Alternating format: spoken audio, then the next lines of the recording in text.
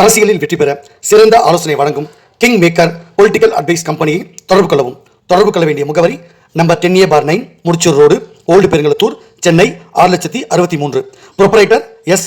Joshua Solomon. தொலைபேசி எண் 9677006526.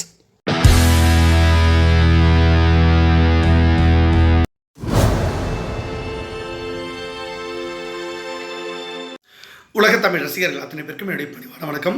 நான் செந்தில்குமார். இந்த பேர் பார்க்க போகிறது எல்லாரும் எதிர்பார்த்துட்டு இருந்த, உண்மையிலே அண்ணாமலைக்கு தமிழக பாஜகவில் பொறுப்பு கிடைக்குமா, அவர் தலைவராக வருவாரா, இல்லை ஒரு முக்கிய பொறுப்பு கிடைக்குமா அப்படின்ற மாதிரி விஷயங்கள் எதிர்பார்த்துட்டே இருந்தீங்க. நானும் அந்த அப்டேட்ஸ்லாம் கொடுத்துட்டே இருந்தேன். மற்ற ஊடகங்களில் சொல்லக்கூடிய நியூஸ் எல்லாம் மற்றவங்க பேசக்கூடிய பேட்டிகள், அப்புறம் கசியக்கூடிய விஷயங்கள் அப்படின்னு சொல்லிட்டு ஒரு அனுமானத்தில் எல்லாரும் பேசுவாங்க. ஆனால் நான் ஒரு பிஜேபி கிங் மேக்கர், நான் அப்படி சொல்ல முடியாது. நான் யூகத்தின் அடிப்படையிலையோ அனுமானத்தின் அடிப்படையிலையோ இல்லை இவங்க சொன்னாங்க அவங்க சொன்னாங்க அப்படின்னு நான் சொல்ல மாட்டேன். நான் அதிகாரப்பூர்வமாக நடவடிக்கை எடுத்திருப்பேன். கடிதம் மேலிடத்துக்கு நான் கொடுத்துருக்கேன்.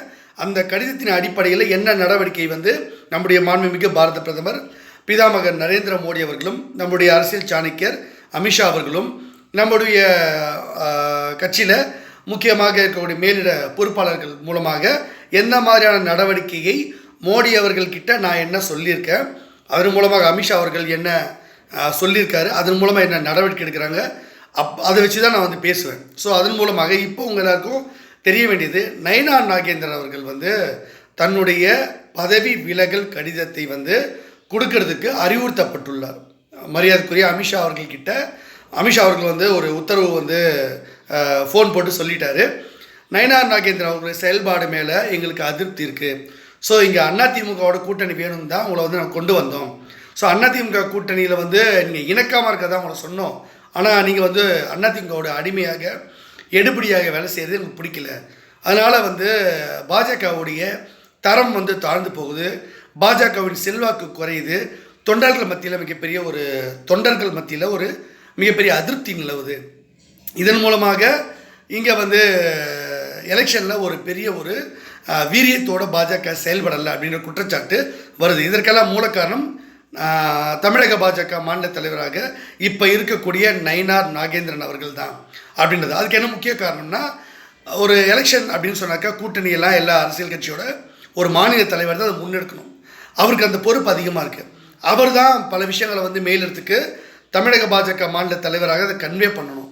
ஆனால் இங்கே அண்மையில் அவர் கொடுத்த பேட்டியில் கூட என்ன சொல்கிறாருன்னா, தேமுதிகவோட நீங்கள் கூட்டணி பேச்சுவார்த்தை நடத்துறீங்களான்னு கேட்டால் இது வரைக்கும் கூட்டணி பேச்சுவார்த்தை நடத்தவே இல்லைன்றாரு. இது வரைக்கும் நயினார் நாகேந்திரன் அவர்கள், நான் ஆரம்பத்திலேயே அவர் தலைவராக வந்தபோது பல்வேறு போராட்டங்கள், பல்வேறு வியூகங்கள், பல்வேறு கூட்டணி விஷயங்களை நான் முன்னெடுக்க சொன்னேன். ஒருத்தர்கிட்ட கூட நயினார் நாகேந்திரன் அவர்கள் நேரில் போய் சந்தித்து கூட்டணிக்காக எந்த பேச்சுவார்த்தையும் நடத்தவே இல்லை. ஸோ இவர் பாஜகவுக்கு வேலை செய்யவே இல்லை. முழுக்க முழுக்க எடப்பாடிக்கு ஜால்ரா போகிறது தான் இவருடைய வேலை. ஸோ இந்த ரிப்போர்ட்ஸ் எல்லாம் இப்போ தான் அமித்ஷா அவர்களுக்கு புரியுது. செந்தில்குமார் கொடுத்த ரிப்போர்ட்ஸ் கரெக்டு, செந்தில்குமார் சரியாக தான் சொல்லியிருக்காருன்னு. ஸோ இப்போ நயினார் நாகேந்திரன் அவர்களுக்கு மேலிடத்துலேருந்து மிகப்பெரிய அழுத்தம் வந்துருச்சு. அமித்ஷா அவர்கள் 14ஆம் தேதி வரப்போகிறதாக ஒரு தகவல் இருக்குது. அப்படி வரும்பொழுது நயினார் நாகேந்திரன் அவர்களை மேடையில் ஏற்ற மாட்டாங்க. அவரை பதவி விலகல் கடிதத்தை அதை அக்செப்ட் பண்ணிப்பாங்க. இப்போவே கொடுக்க சொல்லிட்டாங்க.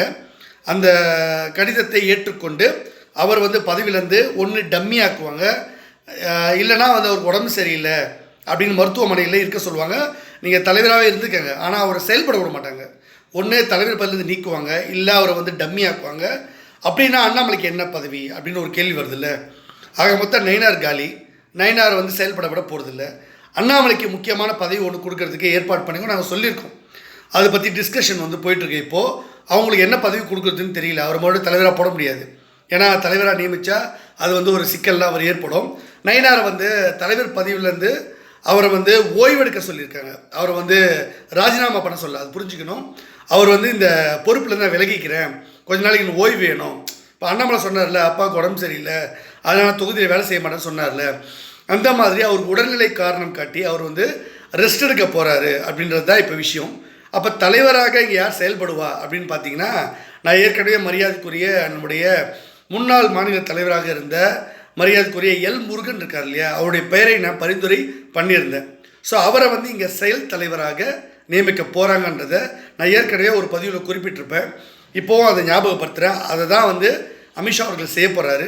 ஸோ செயல் தலைவராக இங்கே வந்து மரியாதைக்குரிய எல் முருகன் அவர்கள் இங்கே வந்து நியமிக்கப்பட உள்ளார்.